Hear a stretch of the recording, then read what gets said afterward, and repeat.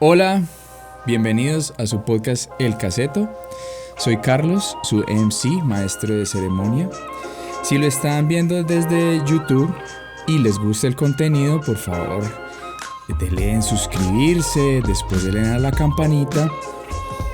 Y si lo están escuchando desde Spotify, si lo están escuchando desde Apple Podcast, síganlo por allí. Y denle de pronto, si el contenido les parece muy bueno, por favor, compártanlo con sus conocidos, con sus amigos, con alguien que ustedes crean que les puede gustar el cuento. Y con los enemigos, que de pronto ustedes sepan que le van a sacar como la piedra. Y le va a mandar este tema porque yo sé que eso les va a sacar la piedra. Entonces es una muy buena manera de comenzar, pues, como esa interacción con el enemigo, mandándole algo que no le gusta, ¿cierto? Entonces esa es una buena opción. Recuerden, por favor, los que están en YouTube, creo que también en iVoox y en Apple Podcast se pueden dejar comentarios. Entonces, recomendado eso, por favor. Recuerden los comentarios aquí en YouTube. Para los que lo están viendo por YouTube, es muy importante que haya esa conexión y que haya como ese intercambio de ideas, porque pues esa es la gracia, ¿cierto?, de las redes sociales y de esa interacción que hay. Entonces, en este bonus track les traigo un CD de un grupo muy parchado, buenísimo. Lo que se dice pues así que corre el caspero, a mí me corre el caspero esta banda, ¿cierto? Pero entonces vamos a darle algo de contexto a la banda, ¿cierto? Pues vamos a darle algo de contexto para los que no la conocen, no llegar pues como de una al cuento. Entonces la banda se llama Nine Inch Nails. A mí me costó alrededor de 20 años medio poder pronunciar el nombre de ese grupo. Generalmente uno le decía Nin, pero quedaba más loco todavía. Entonces, en español, uñas de 9 pulgadas. Entonces, digamos que esta banda se podría decir que es como es un solista, por decirlo así, porque el cantante, Trent Reznor, básicamente es el único integrante oficial de la banda.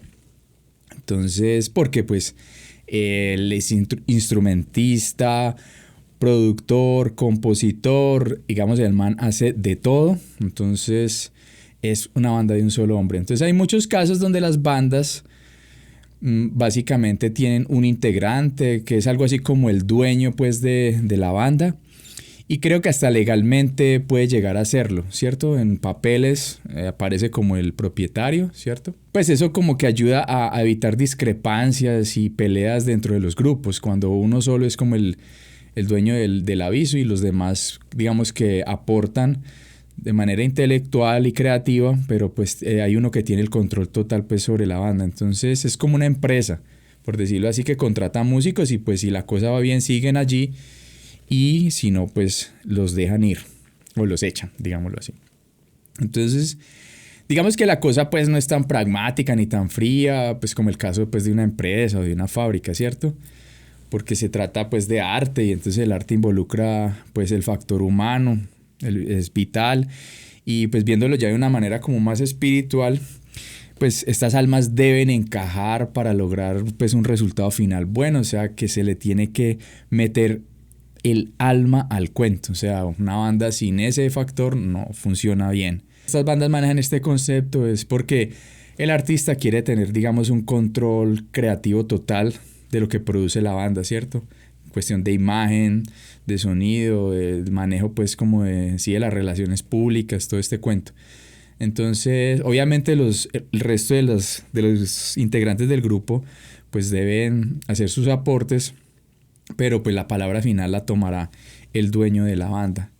Entonces, para darles como unos ejemplos, en Megadeth, los que conocen esta banda, Dave Mustaine podría uno decir que es el dueño de la banda, ¿cierto? Porque él pues era fue guitarrista en sus inicios de Metallica, pero pues tuvo sus discrepancias, lo echaron, entonces él dijo, no, yo voy a armar mi propia banda y ya yo soy el jefe y a mí no me va a echar nadie porque pues yo soy el jefe.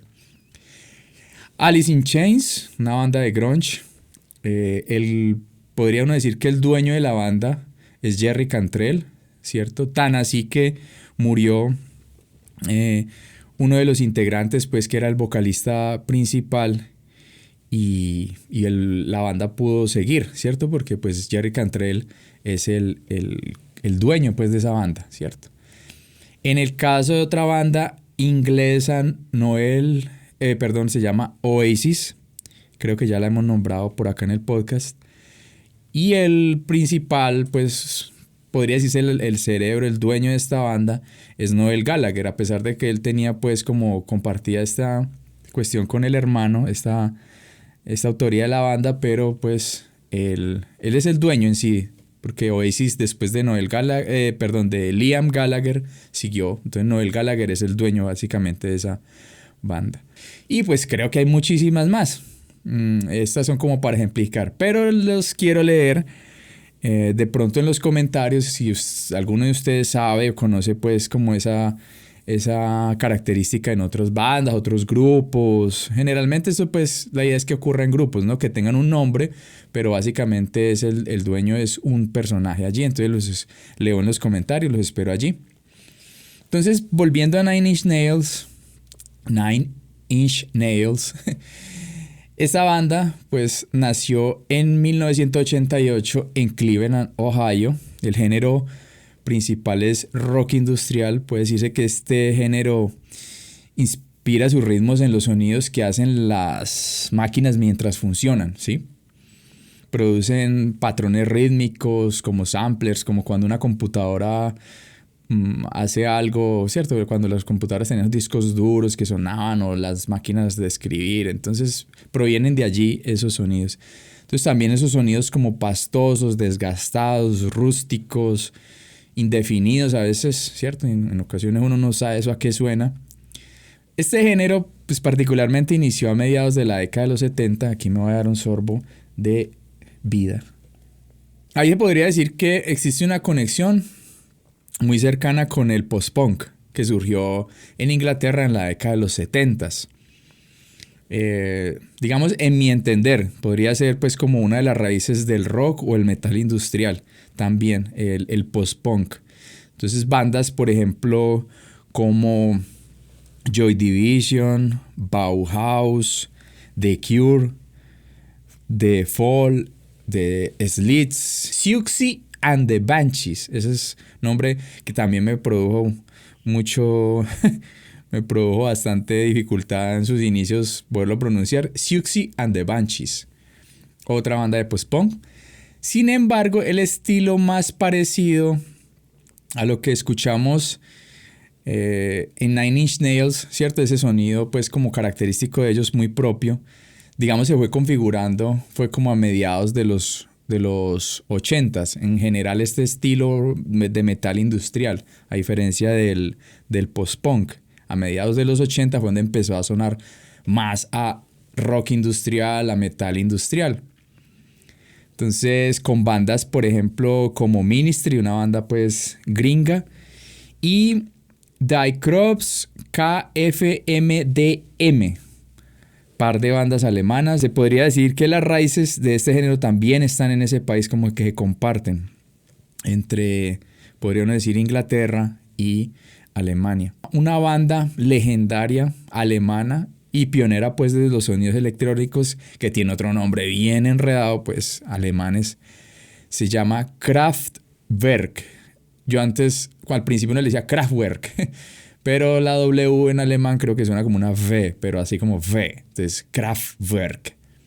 Y esta banda es del 1970 y fueron los que empezaron pues con una estética robótica, futurista, y pues con esa simpatía y sentido del humor característico de los alemanes. Ya se imaginarán pues cómo es la banda, ¿no? Desde que hago alusión a la simpatía y al buen humor y el sentido del humor de los alemanes. Más contemporánea la cosa, también de este país, pues la super popular Rammstein, que pues todo el mundo, digamos, hasta el que no le guste el rock, por ahí lo escucha, ¿cierto? Ha escuchado algún tema de Rammstein. Entonces, digamos que este género me parece como tan nativo de ese país que se me ocurre una teoría que el transhumanismo va a arrancar allá, en Alemania. Entonces, eso es para otro podcast, el cuento del transhumanismo, pero por la cuestión esta del rock industrial y el metal industrial, por ahí podría ser. Entonces, digamos, Nine Inch Nails no escapa, pues, como esa estética industrial, tecnológica en la puesta en escena, ¿cierto? Tiene una puesta en escena muy técnica, la iluminación, todo, la parte de hologramas, es una vaina loca, digamos, la puesta en escena de Nine Inch Nails. Pero al principio uno podría decir que esa banda visualmente manejaba pues como una estética más punk, más anarquista, era más rústica, era como esa mezcla también, recogía como esa estética del punk y esa anarquía, ¿cierto?, de este género musical. Entonces la influencia pues sobre muchas bandas que vendrían después de ellos era pues incalculable, ¿cierto? La cantidad de bandas que tienen a Nine Inch Nails como referentes, digamos, podría ser una de las bandas más influyentes de la historia pues tan grande que tiene el rock. Entonces, cuando el grunge dominaba la escena de la música en Gringolandia, estaba pues en toda la radio, en MTV, a nivel internacional era un fenómeno pues musical. Tan fenómeno era que hasta en el círculo de lectores aquí en Colombia llegaron a vender álbumes, perdón, porque algunas dije álbum y está mal, es álbumes de Nirvana, en el círculo de lectores aquí en Colombia, cómo era de popular el grunge en esa época. Entonces, pues afortunadamente yo recuerdo que por una alineación de los planetas en esa época, en los años 90, al principio de los 90, pues yo tenía acceso a MTV. Ese era pues el YouTube de esa época para uno pues cuando estaba en la pubertad. Y no había llegado pues MTV Latino, eso llegó pues mucho después. Entonces era el MTV gringo. MTV gringo era el que teníamos nosotros. Y en particular, recuerdo que en el 1994 rotaron pues de una manera muy brutal. O sea, eso todos los días, yo creo que varias veces al día ponían este video musical del tema Closer. Es un tema pues súper clásico de Nine Inch Nails. Y ese tema pues es como todo hipnótico y tiene un sonido muy particular, un sonido rítmico como una máquina expulsando vapor a presión. Ahí perdonan el beatbox. Y particularmente, y voy a dejar esos links de todas las bandas y de lo que he hecho referencia, lo voy a dejar allá arriba. Digamos, allí se puede ver en el video al principio, que eso le llama mucho la atención. Es un estilo como de los años 30, como una película antigua. El video tiene un estilo, una estética muy particular. Se ve un corazón como se infla y se desinfla a partir de este vapor, pues podría decir, o esa presión. Entonces es bien choqueante desde el principio el video. Este género no tenía relación, digamos, con lo que se sonaba en ese momento, lo que estaba pues en furor en ese momento. Y pues afortunadamente esta banda llegó al frente y, digamos, ayudaron a diversificar parte pues como del gusto musical de muchos, incluyendo su servidor. Entonces, afortunadamente, Nine Inch Nails llegó y se puso al frente, no quedó como en ese espectro underground del rock, ¿cierto? Como allá debajo, sino que, digamos, se volvió una banda muy representativa de los años 90, a pesar de que no era lo que dominaba pues la escena en ese momento, la escena de la música. Entonces, hasta en el corazoncito de muchos metaleros se metió esta banda, ¿sí? Ustedes la van a escuchar y de pronto van a decir, eso no es metal, pero para mucho metalero, Nine Inch Nails es una muy, muy buena banda. Entonces así llegamos al álbum With Teeth. Se llama Con Dientes, ¿cierto? Entonces aquí podemos ver que, a diferencia de los CDs convencionales, este es en cartón, ¿sí? Se despliega en tres partes. Y no tiene, digamos, ningún mecanismo como para asegurar la tapa a la caja, ¿cierto? Entonces, digamos, el cuerpo, ¿cierto? Es el mismo empaque y se puede abrir fácilmente, por decirlo así. Entonces, digamos, una desventaja, pero al que le gusta la música sabe que uno debe cuidar las cosas. Entonces, estos CDs no son como para dejarlos por ahí ni nada de esa cosa. Entonces, el CD pues maneja un diseño gráfico minimalista, ¿cierto? Con unos tonos fríos, violetas, un azul allí. Y es tan minimalista que no trae el librito interno que trae pues las fotografías y esa cuestión. Entonces prescinde de él, pues por lo que es muy minimalista. Trae dentro una fotografía, aquí la muestro para los que están en YouTube, de Trent Reznor. Y esa fotografía parece como si estuviera haciendo... como que si estuviera desintegrando a partir de una línea hacia donde va el CD. Tiene un detalle de diseño muy particular, que las líneas, digamos, como parece que estuviera rastrillando algo, como si estuviera arrancando, y esas líneas coinciden con la impresión del CD. Es un detalle que por eso es que vale la pena los formatos físicos, porque este tipo de detalles uno no los puede tener en un formato digital, ¿cierto? Entonces es algo muy, muy interesante para los que les gusta pues esa vaina del diseño gráfico, y pues para recalcar también eso, que el rock y la música bien hecha siempre integra todas estas cosas, las artes, pues el diseño, el cine, la parte de los videos, la dirección de cine, el baile, bueno, tantas artes hay alrededor de la música. Eso es un plus de la música bien hecha. ¿Listo? De los singles son The Hand That Feeds, como la mano que ha de comer. El otro single es Every Day Is Exactly the Same. Y el último es Only. Tenía un feeling pues como todo estéril, todo tecnológico, pues muy industrial, es todo minimalista. Y el ritmo es todo volado, es como todo rumbero. Entonces produce un contraste muy chévere, pues tan efectivo como para uno comprar el CD. Años después me di cuenta, el video de Only, de ese sencillo Only, es tan bueno porque es dirigido por un director excelente que se los recomiendo. Es el director de House of Cards, los que les gusta Netflix, de Mindhunter. Ahí voy a dejar todos los links de los trailers, de las canciones, para que vayan y entonces si ven Netflix, está estas dos series geniales. Y películas como Seven, los que han visto Seven, El Club de la Pelea de Fight Club, que es un clásico de los años 90, The Game, es un poco más underground The Game, pero es muy buena película, Zodiac, y una que fue muy popular en el 2010, que es The Social Network, la red social, que es la historia pues como de Facebook, algo que nos atañe a todos prácticamente.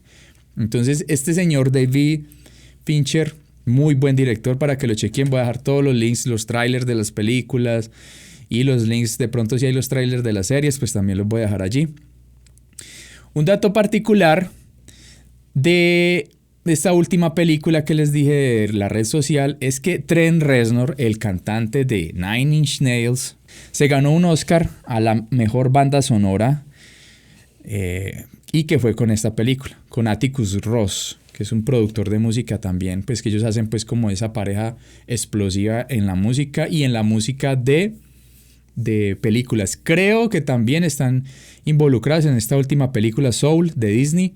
Entonces, volviendo a With It, el álbum en particular, Trent Reznor hizo algo que en ese momento, este álbum es del 2005. Este señor hizo algo que muchos, pues que eso creo que ha sido la primera y última. De pronto otros artistas lo han hecho, pero hasta el momento creo que solo lo había hecho él, a nivel pues de una banda tan conocida. Él montó los archivos en Pro Tools, GarageBand y no recuerdo qué otros programas más, de dos singles, de Only y de Hands That Feed, o de Hand That Feeds, o sea, la mano que da de comer. Eran los temas, las pistas para editar el sonido, ¿cierto? O sea, uno podía reorganizar la canción como quisiera, eliminar, sumar instrumentos. Y recuerdo ese dato en particular porque yo los descargué en GarageBand y los cacharrié pues hasta que me cansé en un Mac, primer Mac que tuve. Digamos, pues yo no soy músico, pues se imaginarán pues las mezclas que yo logré sacar de allí. Pero en ese caso fue un concepto muy interesante, ¿cierto? De alguna manera trascender el contacto pues con los fans. Entonces entregarle las pistas para que experimentaran con ellas. Eso dice mucho pues de la ideología que tiene Trent Reznor de integrar las nuevas tecnologías, en particular pues a la red interna, al internet. La experiencia pues del seguidor de la música con la música, esa experiencia que es tan valiosa. Voy a dejarlos con unas palabras del hombre, que esto lo dijo como una entrevista a partir de la ganada del Oscar a mejor banda sonora por red social, las palabras de Trent Reznor, una entrevista que dio para El País de España en el 2013. Entonces, abro comillas, fue agradable sentirse apreciado en otra industria. Me permitió sentirme bien durante unos minutos, pero desde luego resulta más difícil, personal y gratificante crear una canción que verás a alguien gritarte la letra y convertirse en la banda sonora de un momento importante de la vida de alguien. Es un sentimiento inigualable y no sé qué pueda superarlo, dice Trent Reznor.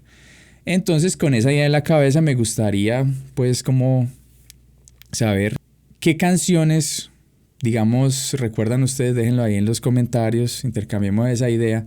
¿Qué canciones recuerdan ustedes que sean parte de esa banda sonora que uno tiene, digamos, en la vida, de algún momento especial o una canción? Me acuerdo que esa canción la escuché en tal parte y todo ese cuento. Entonces, recuerden pues que si llegaron hasta acá y les gustó el contenido, darle a botón de suscribirse, clic a la campana, ¿cierto? Para que les lleguen las notificaciones, y si les gustó aún más el cuento, compártalo pues en sus redes sociales, un solo par de clics, tin, y lo comparten allí con un amigo que ustedes crean que le pueda gustar el contenido, y el enemigo para sacarle el bloque, ya saben que eso es muy recomendado.